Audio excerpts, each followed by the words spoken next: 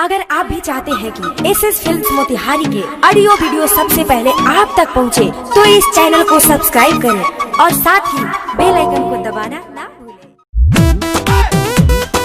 Presented by SS films Motihari.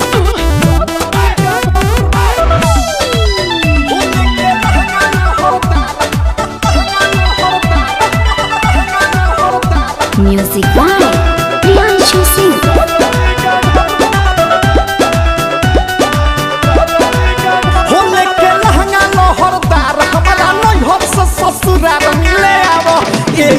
हमारा राजा जी के घर तो लेके लहंगा लहरदार, हमारा नैहर से ससुराल मिले आवो।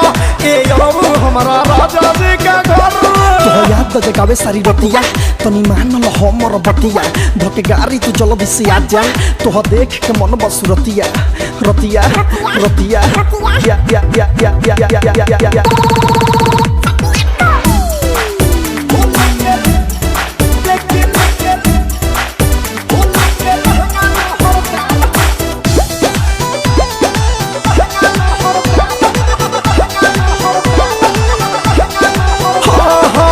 मौसम मिलन के आइल बा हो राजा, तोहे भेटाई पहिले से ज्यादा मजा।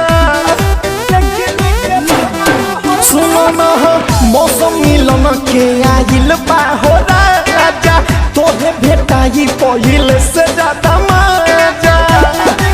तो कोते सवा खसिंगार हम बानी तो यार मिले आवो। ये यो हमारा राजा जी के घर लेके लहंगा लहरदार, हमारा नैहर से ससुराल मिले आवो। ए यरो हमारा राजा जी के घर से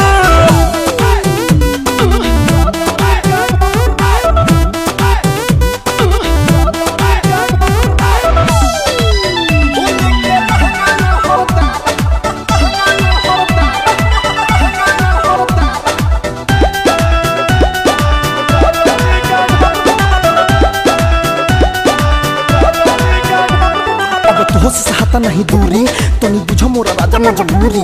आके हमर तू जिया जुरा दो, जागल प्यार के प्यासवा बुझा दो, बुझा दो या या या या या या या या हो केहू न बाटे सोरब घरे दुआरे, सोयो भी गइल बारे घूमे बाजार।